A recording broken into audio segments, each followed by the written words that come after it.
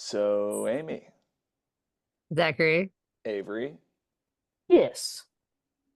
Senate President Amy Sinclair of Aylerton says everything the Senate is doing is to make Iowa a destination state.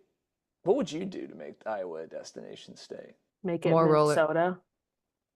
Sorry, make it a different state. Failed, out, gone, tossed out. So I think we just need more roller coasters. Like Sure. if we put a theme park in like every 50 miles, like the EV chargers. I really think you've lost the plot. Roller coasters aren't hot anymore. Roller coasters aren't hot. Kids aren't showing up for You that. wouldn't go to a roller coaster state. What Or- pray tell is a roller coaster state? A state with Exactly. the net positive of roller coaster? What does that mean? It's where you go if you like roller coasters. I mean, if you're trying to make it a destination, you got to have something That to people- destin, Yeah. right? Yeah. Yeah. So You have that to would have something be- people want to go to. That would be my suggestion. A theme park. It's easier than building a mountain. I'm here to tell you that there's only one metric that shows kind of the growth of culture, of wealth, of advancement in any state. There's only one metric, to my mind, matters, and you know what it is? Margaritaville, the Jimmy Buffett themed hospitality company where you can stay, dine, cruise, and shop, all with our friend, God rest his soul, God rest his singing soul, Jimmy Buffett. Yes. Yes. I like that. I love a Margaritaville. I Make- love a Margaritaville. Make Cheeseburgers in America paradise. Key West again. Yes. That's what I submit to you, ladies and gentlemen of the jury. I think these two ideas can be married. I think roller coasters go really well with this idea. I mean, you're bringing the whole family, right? The adults are getting drunk on margaritas, everybody's eating cheeseburgers. Kids they- are going on the roller coasters. They're wasted away in Margaritaville. What's the theme Exactly. of what's like the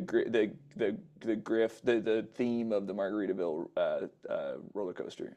Sharks. Oh. Give me your pitch, Sharks. Oh, I wonder if it could be. Shaken, not stirred. Ooh, that's really nice. That's really good. It'd be fun to have one that looks like a big, like bendy straw. Yeah. You know what I mean? Whoop. Woo. It's like a tube, Uh-huh.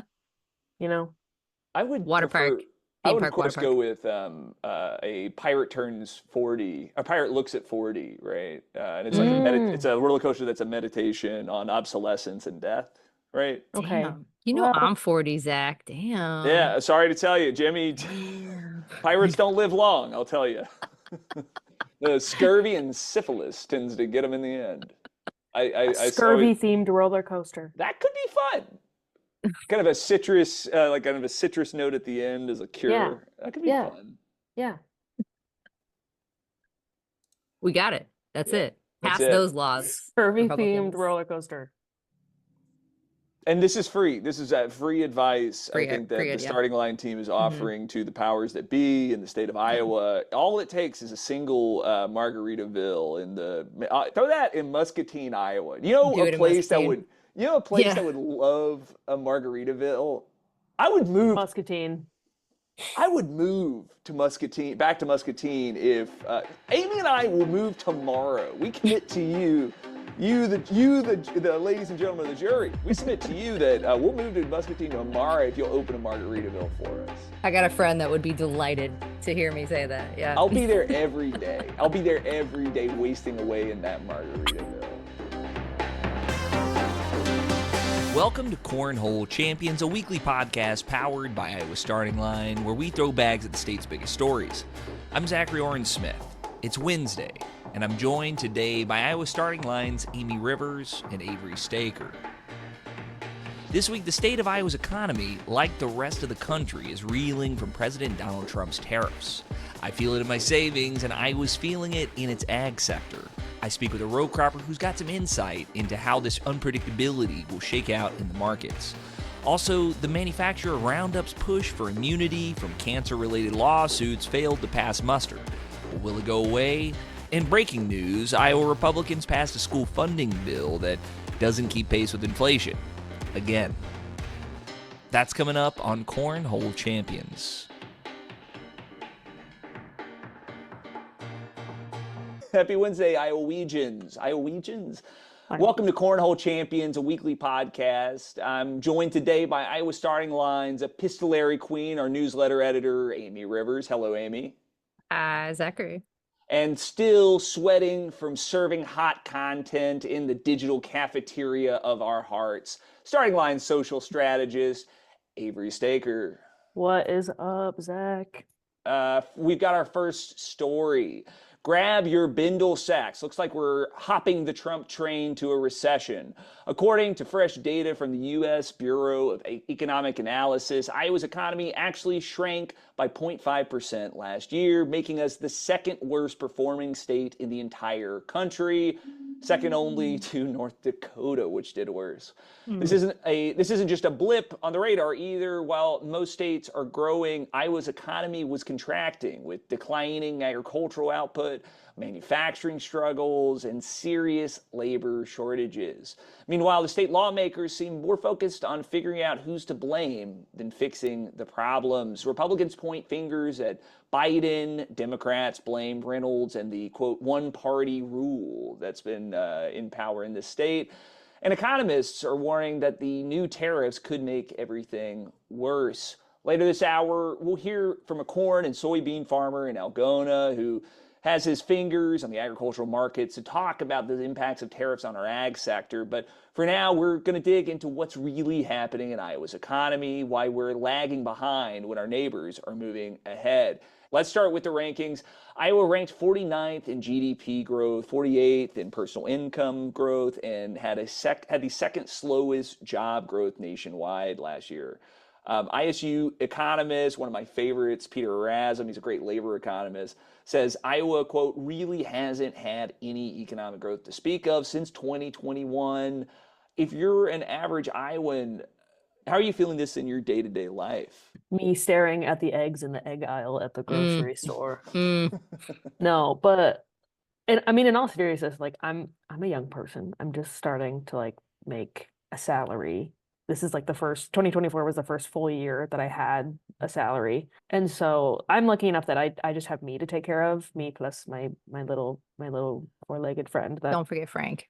don't forget Frank, that runs around my apartment. But like I at this stage, like that might be all I'll ever be able to do. Like I'm not sure what kind of future I have to plan for. Like I would love to have a family and like own a home someday.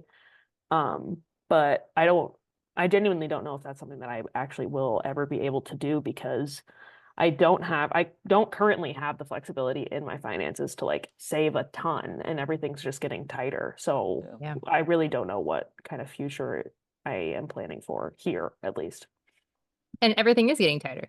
I mean, the housing market's been going down for years. When I bought my house in 2015, that was sort of like the last hurrah, I think, for millennials. And then after that, housing prices started going up, interest rates started going up, it became a lot less possible for folks to, especially just starting out. There weren't really like those starter homes you used to hear about. Like, can you get a $100,000 house anymore? Not in most places. No, not in most places, and especially not in places that young people tend to want to congregate in, right? Your urban areas and things like that. So that's difficult. But then also, like, really recently, you've got a bunch of price increases that are specific to Iowa. Like, for example, if you do own a home, or even if you don't, you might not know this right away, but like the hazard insurance has gone up ridiculously. I just opened my latest mortgage statement because they always update it every March, and my mortgage went up by $222 a month. And I just have to weather that, right? Because property taxes are also going up. So you've got sort of that double whammy of we had a derecho and now insurance companies hate us. We have higher property taxes because the state has decided that that's the way that, we're going to pay for all of these other things. And so we're caught in the middle. Yeah, when I talking about the housing piece of this in particular, I mean, if you look at where the growth in population in Iowa's counties has occurred, it's always in your metros, right? That's while places like Polk County, Blackhawk County, Johnson County, Lynn County, this is where you're seeing the lion's share of your growth. Meanwhile, the rest of the state, we're hearing that sucking sound, right? That of people departing, people leaving, which is leading to labor shortages in town. I mean, Muscatine, right? If you got a welding credential, right, like your ability to have a pretty lucrative job is great. But it's been difficult to recruit folks to that area, recruit in-demand skills to that area for any number of reasons.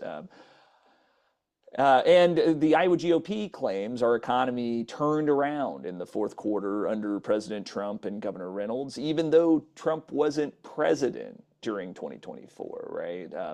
Like I said earlier, we saw a 0.5% contraction in our state's economy. Yeah. And Democrats say Republicans own this, right? That after a decade of one-party control, that they oversaw this economy, and therefore they are the people to blame for these outcomes. Avery, what'd you make of this back and forth? I just what are they turned around from what? We've had nothing but MAGA era Republicans for 9 years in this state. So turning around implies that there was something to turn around from. Right. What difference is there between Right. then and now that we've turned around? It's like Right. the leopards are eating people's faces and they're acting surprised that they're holding the keys to the enclosure that the leopards were safely tucked away in.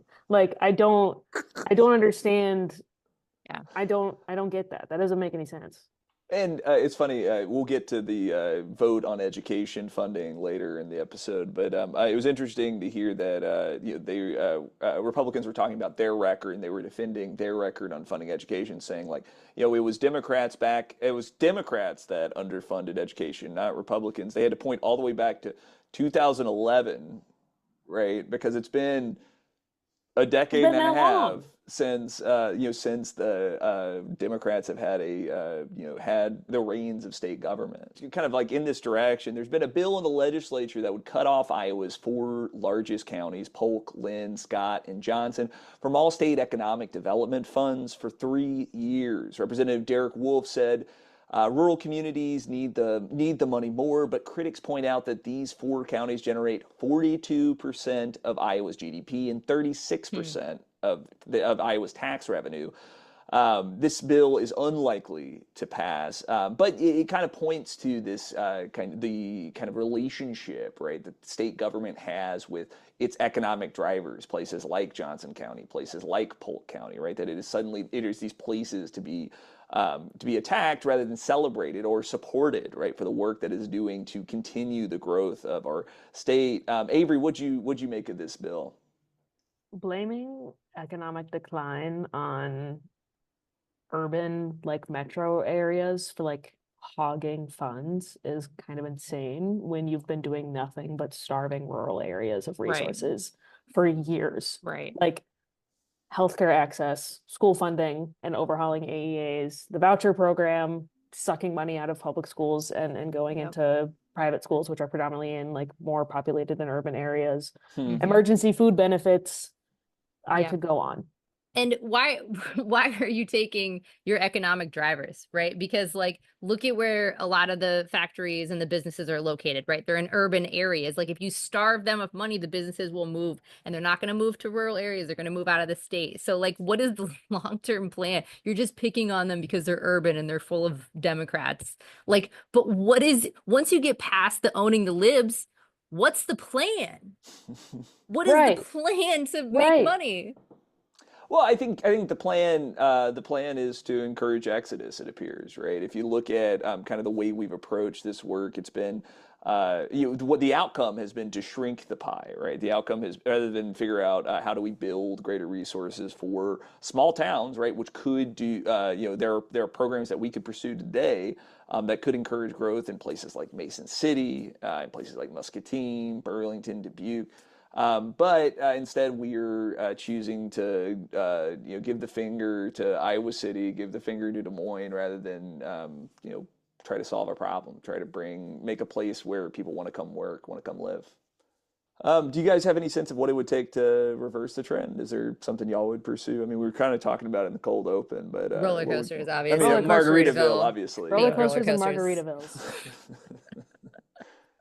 Hello. I don't just like I don't Take care of people. right. Like where to even begin? Like I don't like Mm. they've just been doing so much the last Yeah. decade to like make it this way. It's so clear that the Republicans' agenda to like purge the government of all social support in the name of like, I know efficiency is the newest term, but before then it was small government or whatever. It's just Mhm. one huge fallacy. Like they've been blaming economic woes on poor people and trans people and public schools and property taxes and whatever the hell else for so long. And they've managed to pass legislation targeting these things, but it like hasn't done anything that they said that it would. Like this isn't the source of our problems. It's just a way for them to, throw up a smokescreen so they can do whatever else behind it. And all they've done is destroy very essential means of like individual people gaining capital, accessible education, social support, community. Like they've been shoving people out of the state, and so people don't have communities to fund and put their money towards. And then they've just acted shocked when people don't have the capital to feed back into the state's economy. Maybe your theory is flawed. Maybe your theory of starving communities of money actually is not helpful. Maybe being in power for 9 years and trying to enact the most Republican agenda you can think of and then seeing this outcome should tell you something. Something's clearly they've had total control for so long. Yeah. For so long. And like not just like Republicans themselves have evolved even in the course of my lifetime. The Republicans as we know them today, they have had the control. Those exact people and their exact set of beliefs and their exact agenda has had control for so long. And we're here. Like if there were supposed to be some kinds of benefits, we would be seeing them. Eggs wouldn't be $6. Like we would be seeing the benefits at this point if that is what they were actually doing. But we wouldn't be seeing, and on the state level, we wouldn't be seeing our communities be starved of funds. We wouldn't be seeing the brain drain continue, right? We wouldn't be seeing businesses close and lay off. We would be seeing businesses come if we're such a business-friendly environment. We're not seeing any of that. Orient Maxburg and Hills Elementary would probably still be open, but yeah, they're not. So well, and yeah, you've got contractions in things like schools, contractions in jobs. Last week on the episode we covered the the nearly 1,000 jobs lost in the state's manufacturing sector.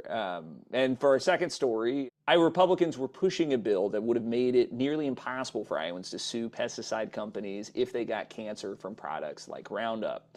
Senate File 394 just died a quiet death in the Iowa House after passing the Senate. House Speaker Pat Grassley said the bill doesn't have the votes in his caucus to move forward. The Iowa legislature has been struggling for months, being unable to meet its deadline for school funding percentages. But here they were able to at least pass in the Senate this Cancer Gag Act. What a priority.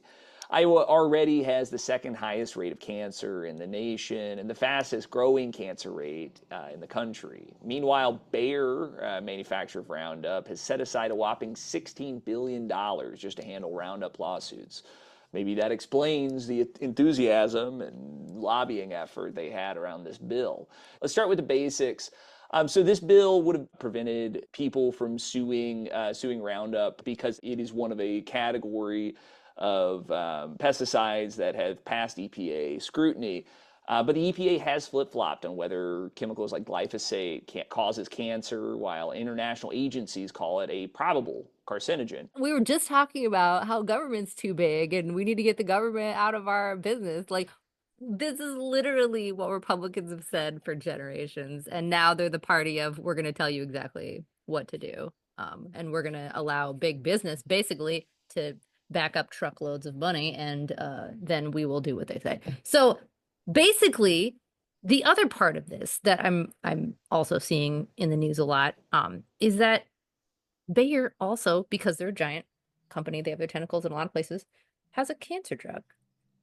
They have a cancer drug that they would also like to sell you. Like, you're kidding. This is an easy This is an easy one to connect the dots on. Like, oh yes, You're literally kidding.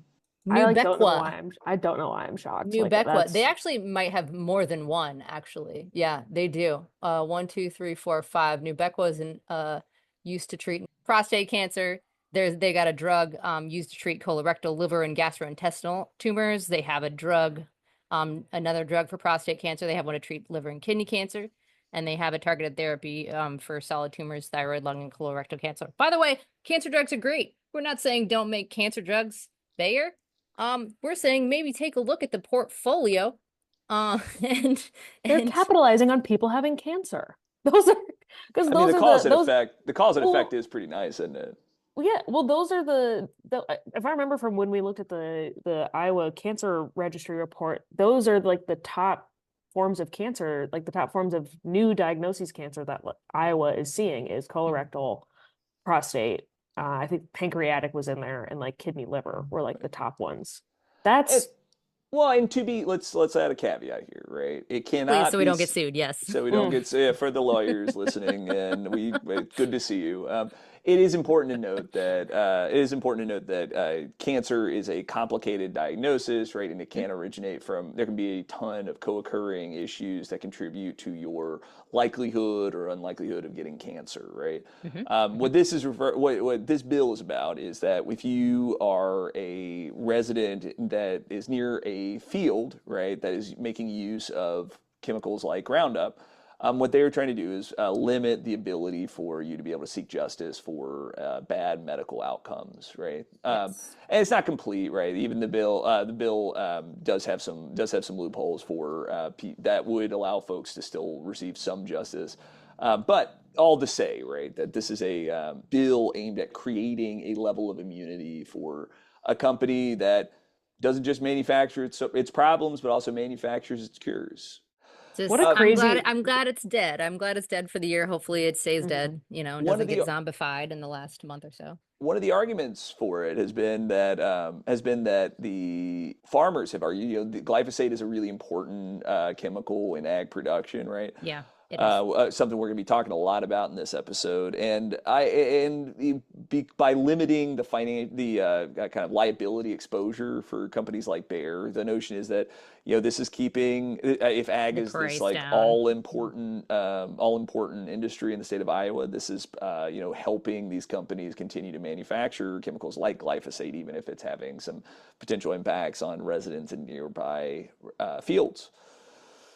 I think the only way that works though is if it's a nationwide law. So I mean, if you got Iowa to agree to this, basically, it would be a terrible law for Iowans who wouldn't be able to sue. But it really would not make that much of a dent in Bayer's bottom line, I don't think, because you've still got these other giant states like California and New York and places that aren't going to pass such a bill, that are still exposed to glyphosate. So like, unless it's a federal bill that basically says you can't sue Bayer, then it's not really going to make that much of a difference. So you're basically throwing Iowans under the bus for some lobbyists. It's not a good look.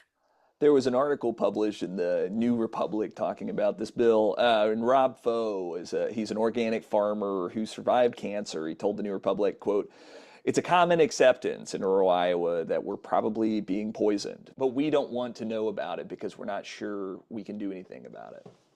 What is that? I mean, I don't know about y'all, but what does that say about a relationship between agriculture when farmers themselves feel this way about the industry that they're making a living on? I just think that's really sad. Yeah. Like I grew up in farming communities where I wasn't a farmer myself, but like there were communities that were supported by people who had farms and worked on farms, and those farms provided jobs. Those farms provided resources and other opportunities for their local communities. And I hate to frame it this way, but like if you're disincentivizing people to be farmers, and work on farms, then what opportunities are there for them to take? If we, as an ag state, if farmers themselves, the people who are the backbone of our state and our culture and how we've come to be how we are feeling disenfranchised in this way. Like, what path is that leading us down? While the bill was able to pass in the Senate, House Speaker Pat Grassley announced at a news conference that the bill didn't have the votes to move forward. He referenced that members of his caucus felt that there was some concerns about public perception, right? That not about the cancer, mind you, but about the perception that they were creating immunity for a chemical manufacturer like Bayer. Right. Yeah. I was kind of interested, though. I mean, there has been quite a bit of public outcry, right? And anytime we get to we can kind of put some brackets around examples of people power potentially getting a win. I mean, there was a ton of folks coming to the Capitol, calling their legislators, emailing their legislators about this bill specifically, and whether or not that's the thing that does the trick. It still was powerful, right? And that's a W for that camp. Yeah, I mean, it shows that activism works, I think. I hope. That's a good sign. At least in some fashion. Yeah. You can tally the wins when you get them. Totally. My only worry is that it did pass the Senate, which traditionally it's much harder to get through the Senate. The House has been passing just a mountain of bills that they've sent over to the Senate. Senate, meanwhile, very few things have passed, but this is one of the things that made it through their chamber, which is kind of interesting. Third story, we're in the middle of our annual showdown over public school funding in Iowa. The legislature sets the budget for schools and therefore decides whether schools have additional money to weather things like inflation or, tariff-related price increases. This week, both chambers approved a 2% increase in school funding for next year, a number that school administrators say barely keeps pace with inflation, while Republican lawmakers insist it's a generous and sustainable increase. We're talking on Tuesday, and Iowa House Republicans just approved a plan to put 2% to work for school funding. It still has to receive approval by the governor in order to move forward. Basically, this 2% would translate to $150 more per student. School advocates were asking for 5%. Republicans were kind of locked in a back and forth over while the Senate and governor wanted the 2%, wanted to leave it at 2%, a consistent increase over time. The House had pulled for a 2.25% increase, along with a couple of other stipulated needs. When compared to the amount of underfunding over the last 11 years, I find it remarkable that we spent so much time agonizing over the 0.25%. The 0.25% is, what are we so picky about, guys? Is this an actual compromise, you think, or what do you think the calculus is here? A compromise would require that there are two valid sides to an argument, but the government is supposed to adequately fund public schools, and it is not. That's not. On one side, you have the government not funding public schools, and on the other side, you have public schools not being funded. And public schools know what they need. Yeah. Because they are been public talking schools. about it. And they've been talking about it for a very long time. Yeah. And the government is the one that's not doing its job of funding the public schools and giving them what they ask for and what they know that they need. And there's nothing about this is a compromise. It's just you're underfunding public schools. Totally. And when you do that, your property taxes are going to go up again. So this is only adding. Oh, not the property taxes. Right. Exactly. Yeah. Yes. This is only adding to our woes here. With inflation running higher than 2% for most of the past few years, aren't schools effectively getting less money in real terms? Superintendents say they're facing higher costs for everything from bus fuel to cafeteria food to teacher health insurance. At what point in time does this become too much? I mean, we're already seeing. Avery and I were talking off camera about the kind of closures in some of our school districts. Yeah, schools have been doing. I come from a family of educators. My mom was a teacher growing up, and my aunts are all teachers. My sister's a teacher. I grew up in an education family, and I watched them buy pencils for the classroom. I watched one of my aunts buy a set of pants for a child who could not afford them that went to their school. Like I have been watching teachers and educators provide for schools for so long, doing more with less from the state and taking more out of their own pockets for so long. But like there can only be so much strain before there's a breaking point. You know, two small town elementary schools have closed in the last couple of years because of underfunding. And those rural schools are they're the centers of their communities. It's where that kind of community support is happening. And if costs keep rising and funding stays stagnant, that's going to happen more. They're going to close more, and it's going to happen to rural areas more. And then those rural kids are going to have to go to other schools around them and put more strain on those schools. And it's just going to be a cascade of systemic failures. Families will leave those towns. Your rural areas will get hollowed out more. Yes. We were talking about housing. One of the best indicators for the value of the house is the shape of its school district. Yep. Just bottom line. And while our public schools have these kind of finite kind of percentages on the increases in funding that they experience, our voucher program has none. Right now that we've dropped the income qualifications to enter the program, there's an unlimited expenditure for folks to draw on to get a voucher to take that public money to a private school. I don't know what the question is, but that's just that's just in my rearview mirror. Hey, that's a bug in my craw. That's a bug in your.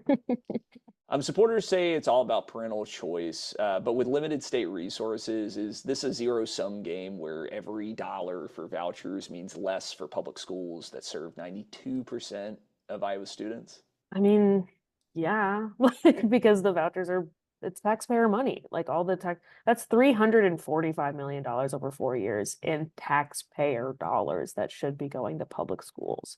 And parents have always had a choice.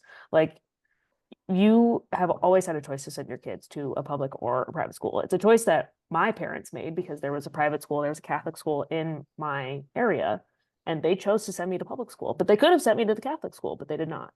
And if you have like the economic opportunities and flexibility, you have the opportunity to send your child to a private school on your dime. But right now, Iowa taxpayers are bearing that $345 million cost that only a few are seeing a return on. And those few are people who largely already could afford sending their kids to private school. And then private schools in turn are jacking up their costs so that it becomes less and less able to, or Iowans become less and less able to send their kids there.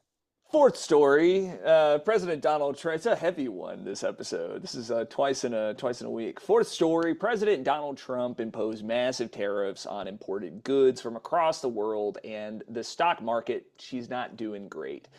To set the scene, 10% minimum on all imports, 34% on Chinese goods, on top of an existing 20% imposed. 24% imposed on Japanese products, 26% on goods from India, 20% on European imports, and a whole bunch of tariffs on more than 50 other countries. Even before the tariffs officially kicked in, Iowa's top business executives were already lowering their economic expectations for the coming months. Now, with tariffs slapped on goods from practically everywhere, our state's economy, which, again, second worst performing in the nation, could be facing even bigger headwinds. While supporters argue these tariffs will bring in manufacturing jobs back,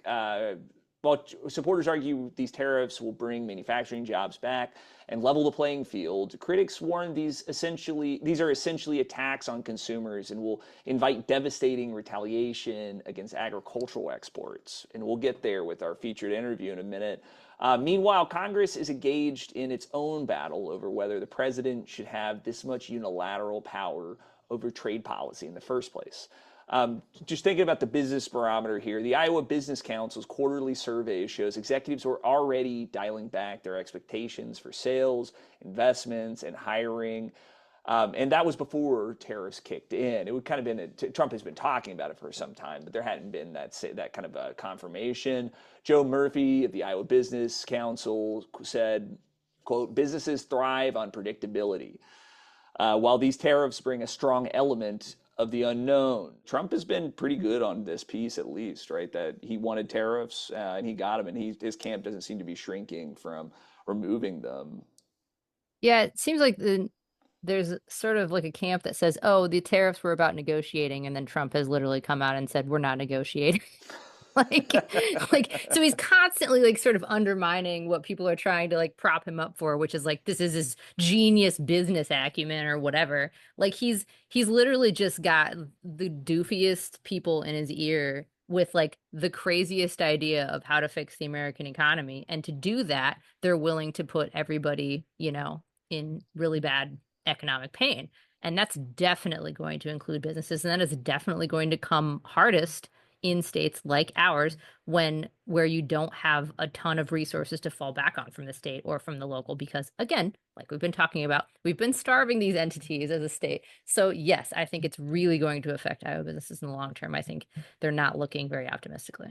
Iowa, so much of our GDP is caught up in exporting. Targeted tariffs make a lot of sense. I mean, we saw in South Korea, right, how they were able to preserve some of their key manufacturing through the implementation. There's a great Foreign Affairs piece looking at just that, right?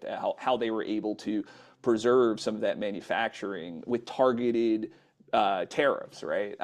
Tariffs are a tool like any other, and they're good for certain situations, but not good for every situation. And so what we've decided is to use our hammer to unscrew a light bulb, to work on to work on soldering the motherboard on my new computer, to change my tire. But the hammer just isn't all that good at all that. It is really good at nails, and I just wish our foreign policy, our trade policy, was more interested in dealing with nails as opposed making it do what it's good at, right? As opposed to like this blanket approach to nations that have been good partners to us. Yeah. Or again, we're alienating allies. Yeah.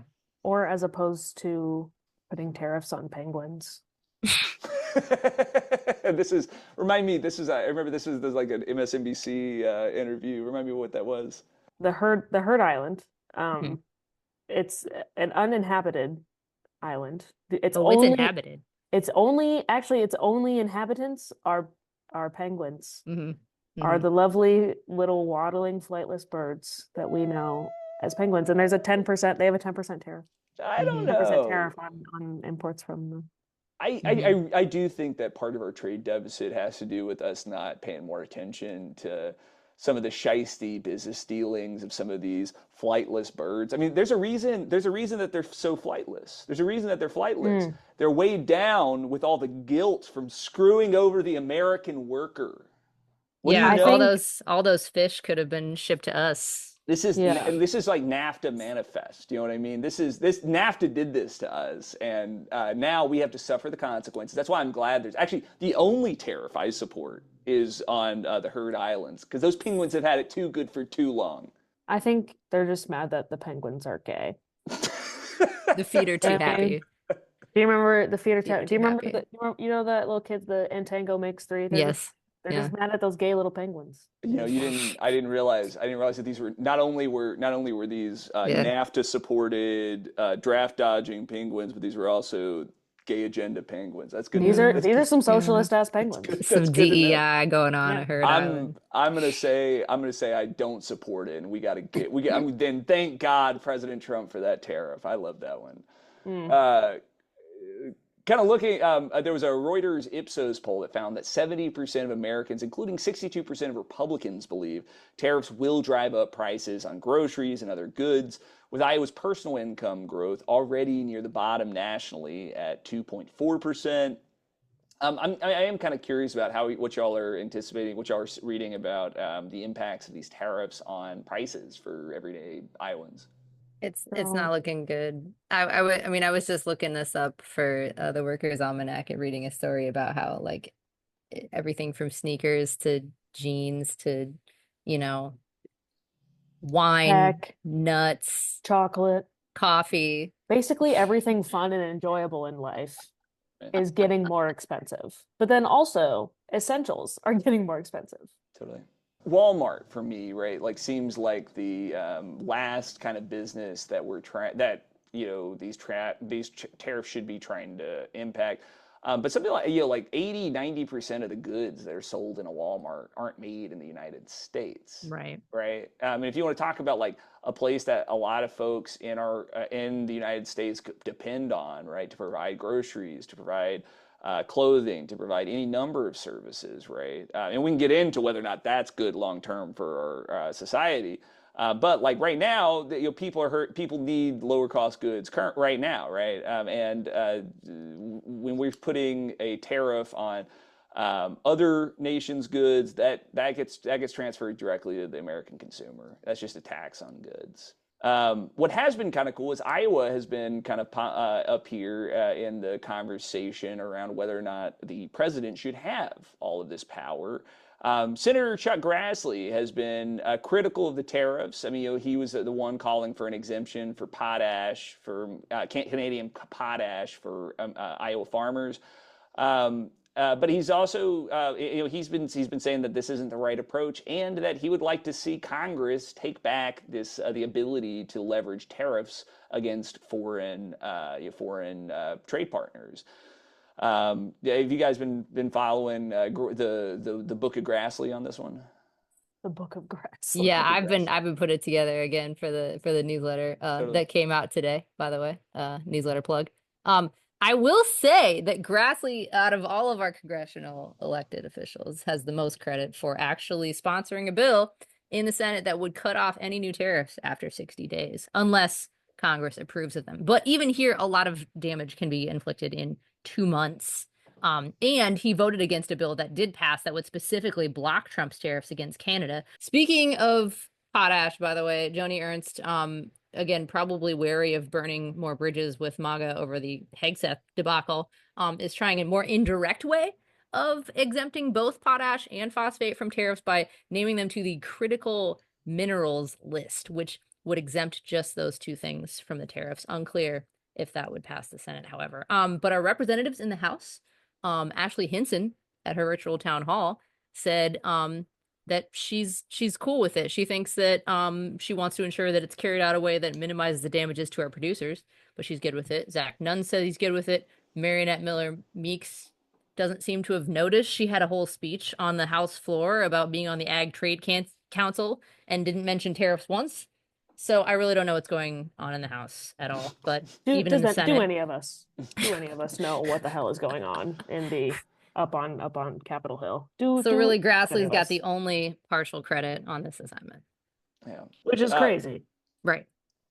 And it's I think it's what's interesting about this is the kind of juxtaposition between Trump Term 1 versus Trump Term 2 tariffs, right?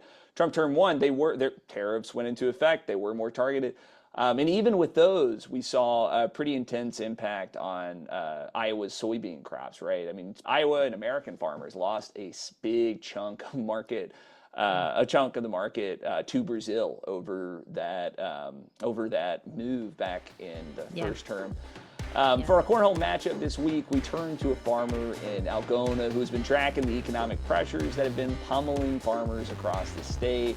He stops by to talk about what these forces mean for growers and how that relates to America's competitiveness in markets abroad. That's coming up on Cornhole Champions.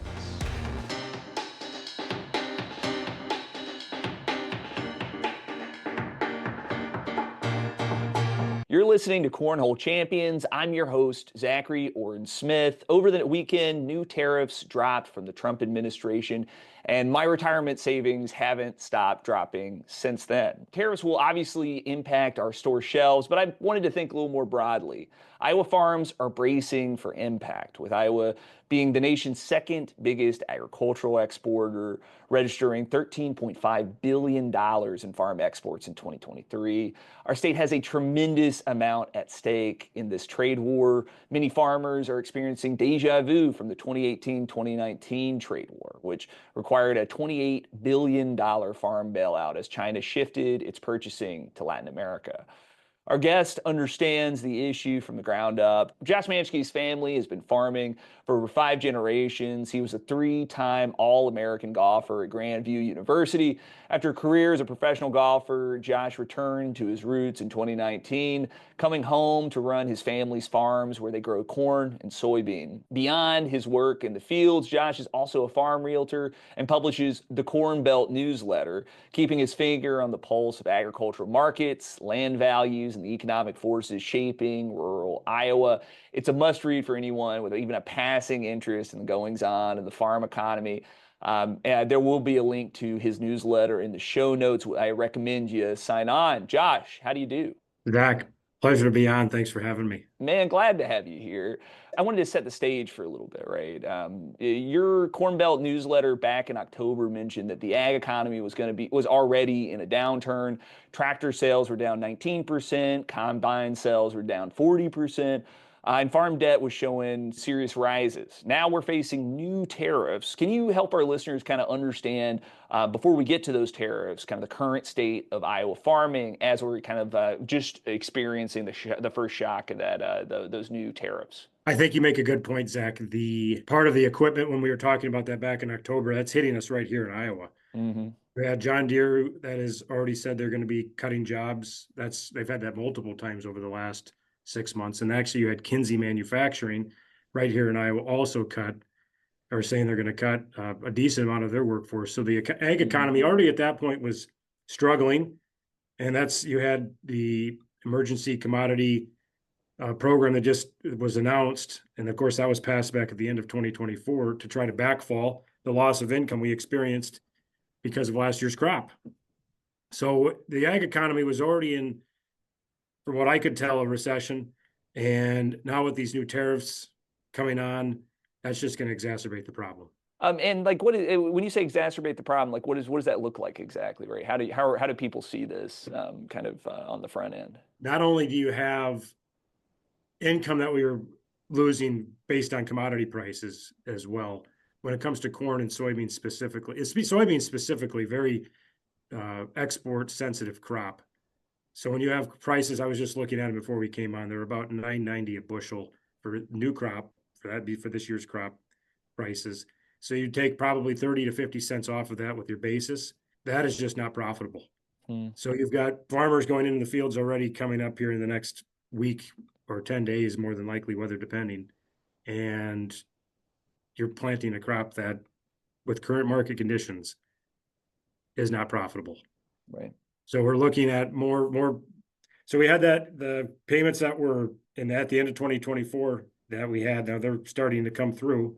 You're more than likely, now with these tariffs coming on, I hate to say this, but you're going to need another bailout essentially for commodity producers. And we'll talk a little bit about what the Secretary of Agriculture was kind of in Iowa talking about in a second. Sticking on kind of direct impacts, one specific concern that you mentioned in an article you wrote for the Gazette was that a 10% tariff on potash from Canada, which supplies about 85% of the U.S. potash market.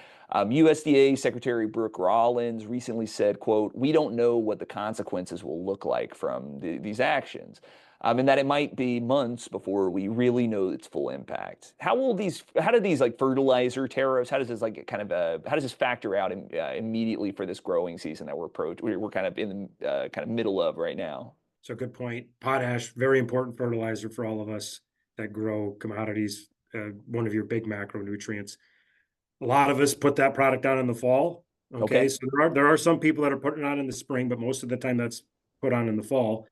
Yeah, that product was extremely expensive a couple of years ago, and that's actually one of the big macronutrients that we use that actually has come down in price. But again, with our margins as tight as they are, any sort of disruption in that price that could make it go up, that just cuts into our margins. And that's a product that when you place it down on your field, you're not getting 100% of that product in year one. It takes multiple growing seasons for that to dissolve, and that you can get the full benefit of that nutrient. Mm-hmm. So that's the other thing is, you can make the determination that this is just too expensive for us to put down, but now you're all of a sudden more than likely over the next coming years going to have to play catch up because, again, you're not getting the full use of that nutrient just based on how it dissolves and how it works in your soil.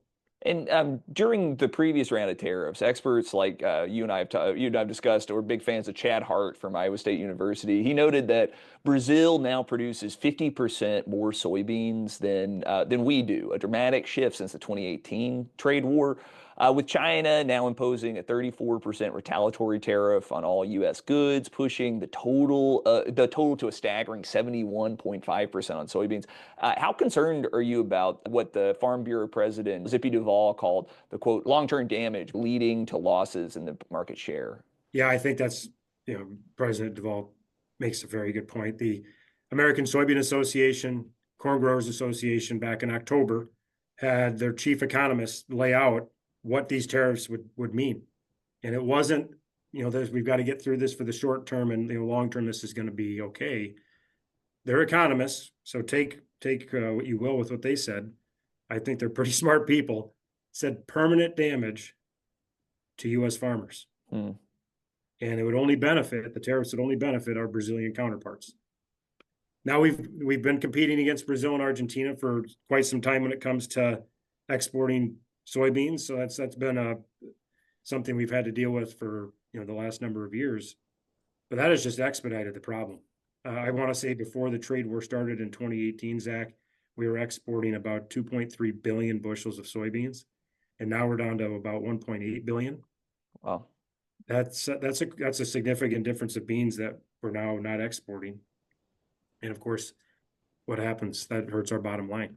Chad Hart and I had a pleasure of interviewing Chad last week, and we just went through it. Like, what are the main, the newsletter focuses on, the demand side of everything when it comes to, corn and soybeans. And we just kind of laid it out, feed and residual. Is there any, expected growth there? Well, cattle herd is the smallest it's been in 60 years. Probably not a whole lot of room to maneuver. Ethanol.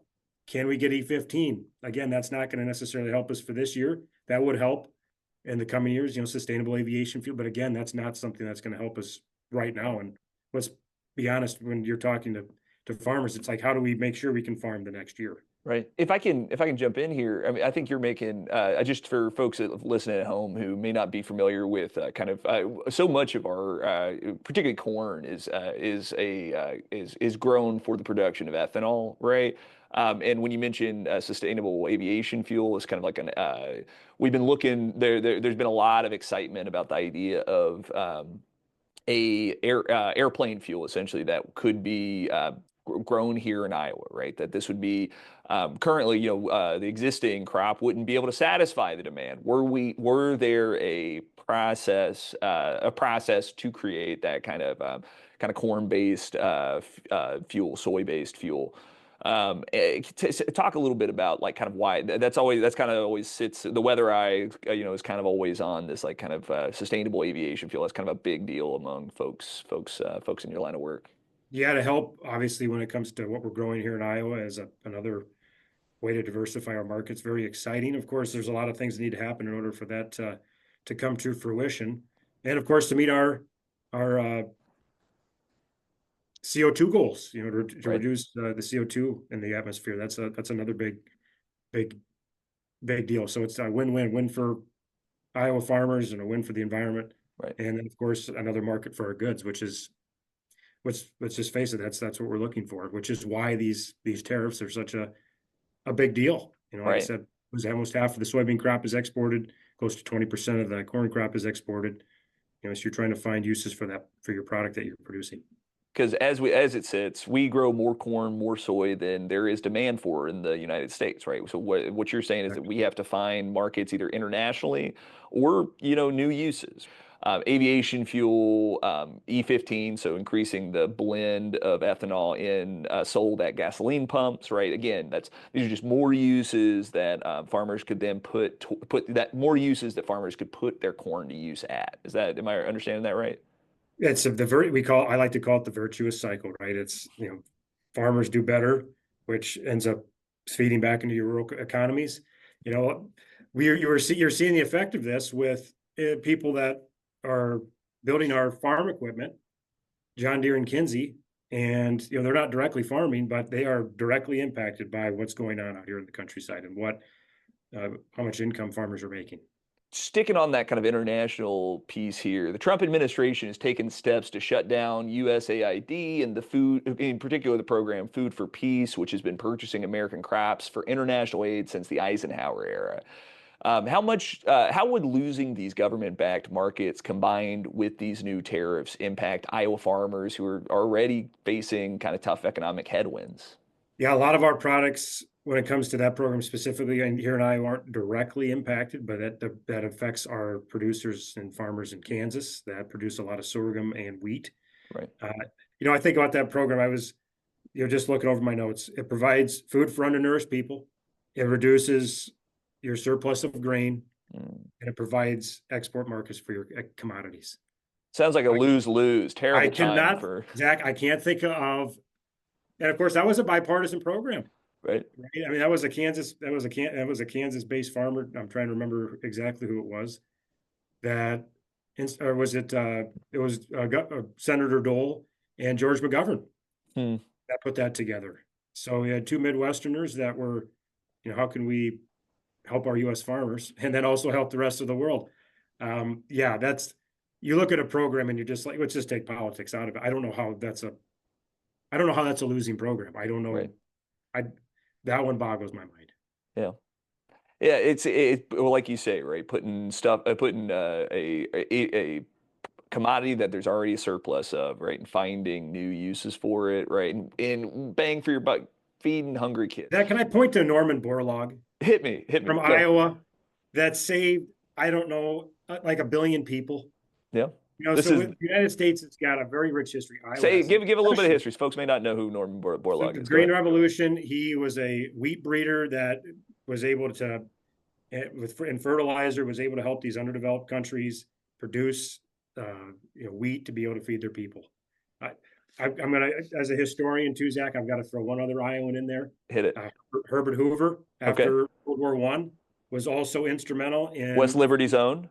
When feeding people in Belgium and other people in Europe after the war. So this is some of the stuff we need to embrace our history and be really proud of this as people that produce food for the world. Yeah. Right? This is something to be proud of.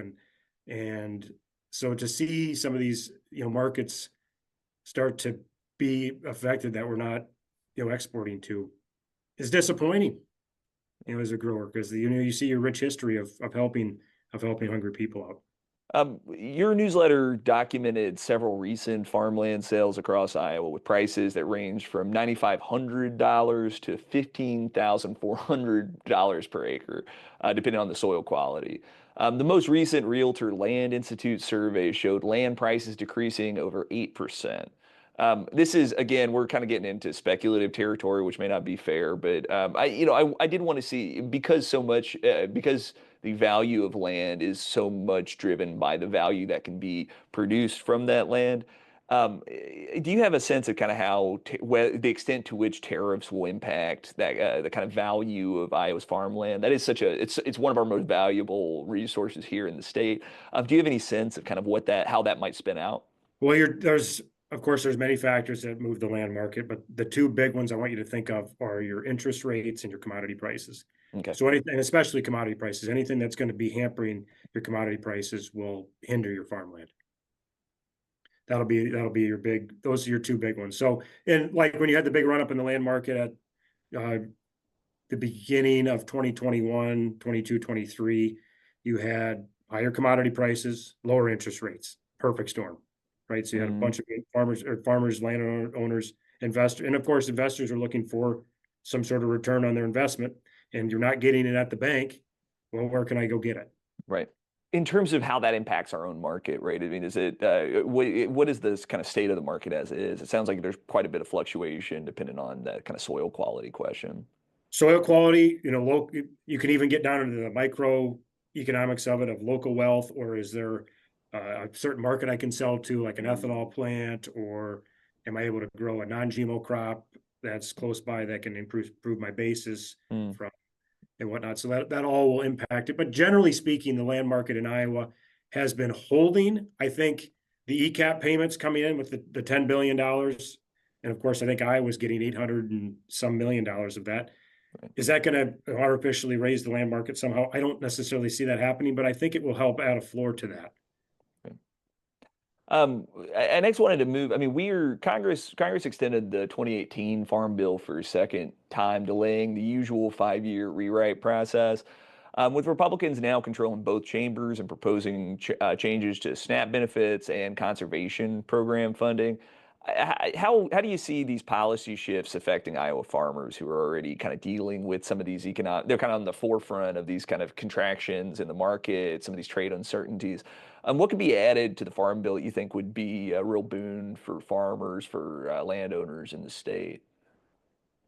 What would you like to see in it, I guess, is the way to ask that question. There's a lot. I think, let's start with the conservation part that you mentioned. I think that's an important point, that the conservation funding, farmers are the best stewards of their land. That your topsoil is where you make your dollars, and you don't want to see that, flow downstream. So what can you do to improve that? Now, a lot of that is potential cost sharing with your local NRCS or FSA office. And I know because we've been on a list for a number of years to have other projects that we want cost shared. They're just so oversubscribed, meaning there's more people that want to be there than the funding or be in the program than the funding allows. And do you want to talk a little bit about those two programs, right, in particular? You mentioned FSA.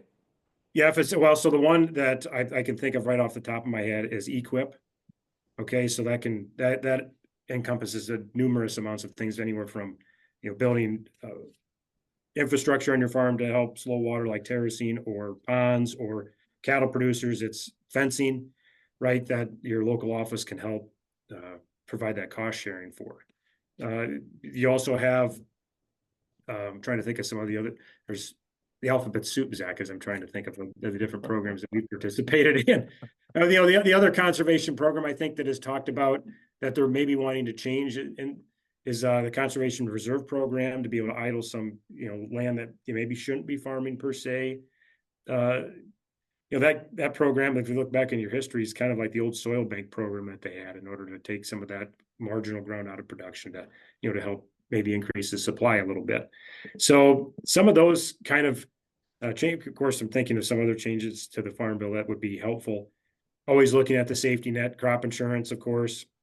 Senator Grassley has had a policy change I think would be helpful, and that's capping crop insurance subsidies. I'm not sure exactly the number he's worked with. I've been a fan of that reform. I think that would be helpful.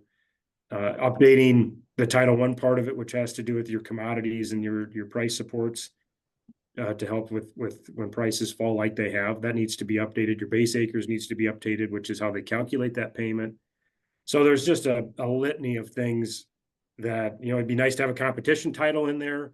Right. And we can talk about, the monopolies that are going on within agriculture. I think of fertilizer. That's another thing we can talk about. So there's just a litany of things that the Farm Bill can help mitigate. Of course, it's not going to solve all of our problems, but it can help mitigate some of these issues that we're facing.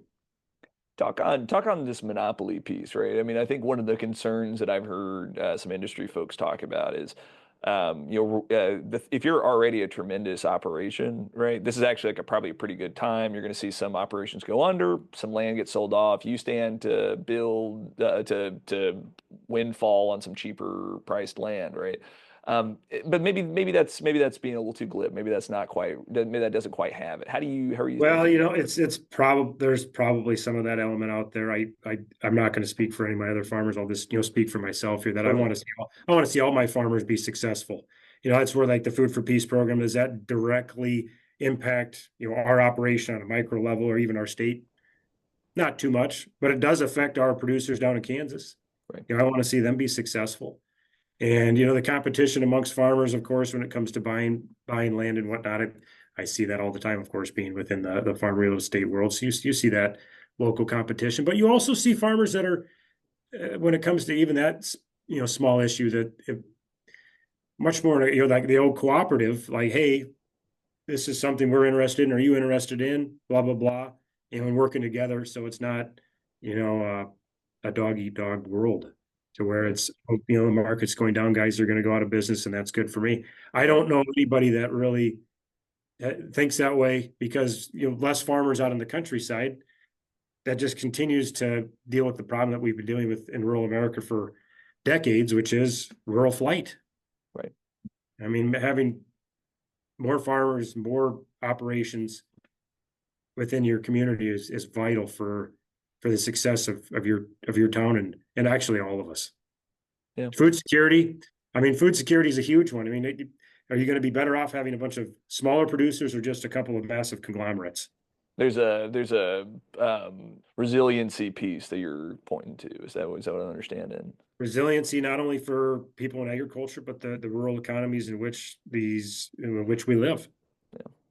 Many farm organizations are specifically criticizing what the Iowa Farmer Union's Aaron Lehman called the "go it alone" approach. Instead of working with our trade partners to strategically find a way to address the issues, we're going the tariff route. The National Corn Growers Association says the approach accelerates conversion of cropland in South America, which has permanent ramifications for our markets in the United States. As someone who said that you're looking for some sanity in the markets, you're looking for a little bit of predictability in these markets. Are there some trade policies that would help Iowa producers while still addressing some of the legitimate concerns, right, that originated some of these tariffs in the Trump administration? For sure, I think there's a fairly united front, Zach, if I'm not stating that properly, amongst farm groups, whether it be the Corn Growers, Soybean Association, Farm Bureau, Farmers Union. We're all fairly united in this. I think where the tariffs are not. This is not something in agriculture that is a good thing. Of course, I could point you to that study by the Soybean Association, Corn Growers, that said this will be permanent damage for those of us in agriculture and those markets that we depend upon.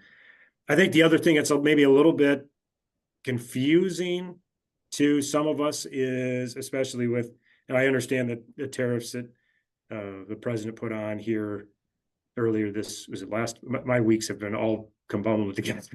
You and me both. It's changing at the speed of light, Zach. Here's the thing. So you had the North American Free Trade Agreement, and that was renegotiated. Right. Okay. And there are mechanisms within that trade agreement to deal with trade disputes. So my question is, on that deal specifically, what's the hurry to jump to tariffs on two of our, again, just coming from an ag specific point of view here, two of our biggest buyers, whether it be ethanol, Canada, corn, Mexico. If there's some sort of problems that we're dealing with, that bill was renegotiated. Let's use the mechanisms that the first administration put together. And let's use those mechanisms because that deal that was renegotiated, from the president's standpoint, was a really good deal. So why do we want to jump to the tariff part of this right away? I don't understand that. The other thing is we've had from Farmers Union to the Corn Growers Association to the Soybean Association, there is so much good work being done to try to find new markets, trade missions to Japan and Southeast Asia. And if we could ever get into the Indian market over in India, there's just so much work is done by those associations to help find new markets for our products. And it's in a way, those relationships that those groups have been able to create on top of all the other good work they're doing, in a way is just kind of slid off the table. And it's like, sorry, all that good work that you guys have been doing. I'm not saying it's for naught, but it certainly feels that.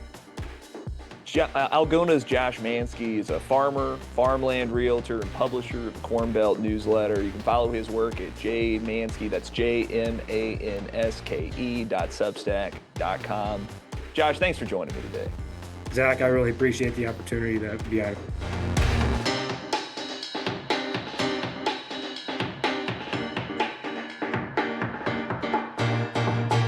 Zach? Amie? Avery? We just got done listening to my conversation with Josh Manske, the farmer from Algona. Amie, what'd you make of Josh? I mean, it's really indicative of how farmers are approaching the tariff situation. Once again, they're faced with all this uncertainty. They're trying to get certainty from, the USDA, from, the administration broadly. And it's really tough this time around. I mean, last time they already had to basically take a giant government bailout because of the tariff situation. They never got that business fully back. And now you're looking at even heavier tariffs on the entire world, basically. So unless you've got a plan to supply soybeans to Russia, or maybe Herd Island, I don't really see if you're optimistic as a farmer this year, unfortunately. Do the penguins need soybeans? We could ask if the penguins need soybeans. I think we should ask.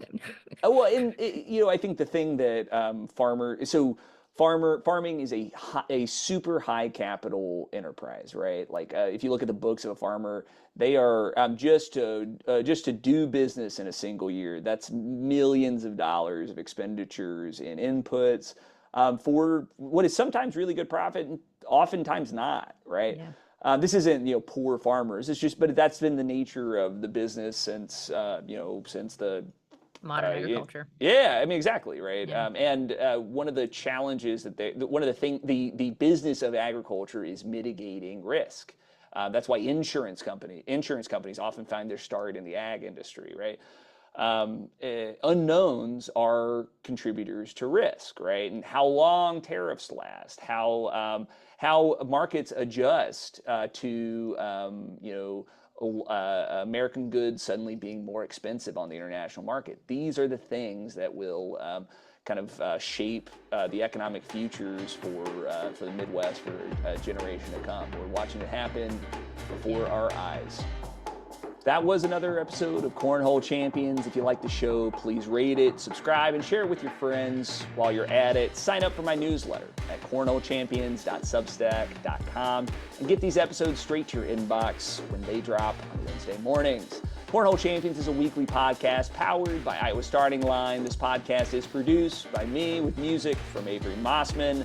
Cornhole Champions is a proud member of the Iowa Writers Collaborative. We'll see you with a new episode next Wednesday. Until then, I'm Zachary Oren Smith. I'm Amie Rivers. And I'm Avery Staker. Thanks for listening.